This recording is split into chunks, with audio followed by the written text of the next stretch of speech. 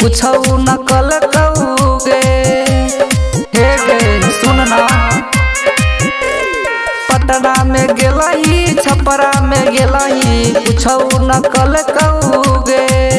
है मुजफ्फरपुर जिला के लइका तोरा सब कुछ कल कौगे। है मुजफ्फरपुर जिला के लइका तोरा सब कुछ कल कौगे।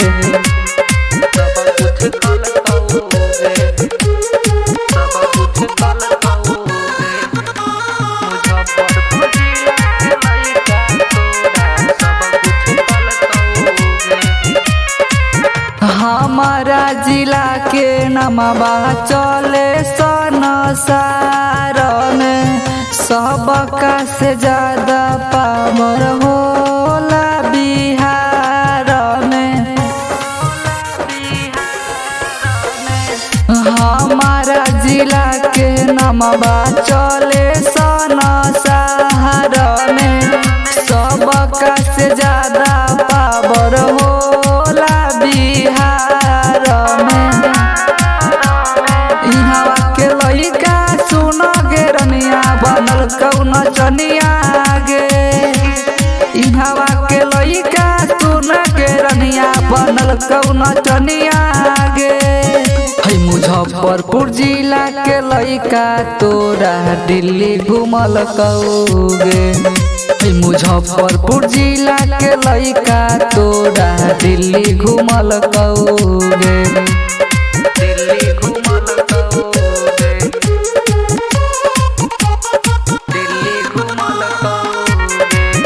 है मुजफ्फरपुर जिला के लइका तोरा दिल्ली घूमल कौगे। दीनानाथ बिहारी सुन गे मनवा कल कौ पूरा, विकास के जिया फतोह के खूब उड़ल कौ धूरा गे। दीनानाथ बिहारी सुन गे मनवा कल कौ पूरा गे। विकास के जिया फतोह के खूब उड़ल कौ धूरा गे। सोनुआ के संगवा खुश रहले बनले नचनिया गे। सोनुआ के संगवा खुश रहले बनले नचनिया गे।